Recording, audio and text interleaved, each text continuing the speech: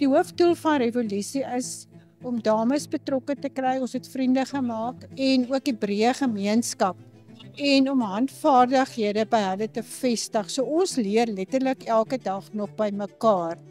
En dit wat ons doen, versprei ons in die nabye omgewing van Oudtshoorn, maar ook verder. Maar uit die aard van die saak kan jy nie iets doen as jy nie wil het nie.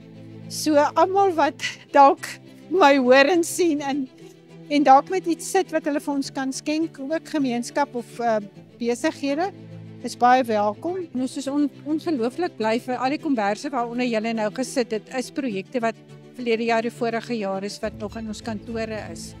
En ons nooi almal uit. Hulle kan kontak maak met die KAK&K kantoor en dan sal ons vir hulle opneem in die groot gemeenskapsprojek.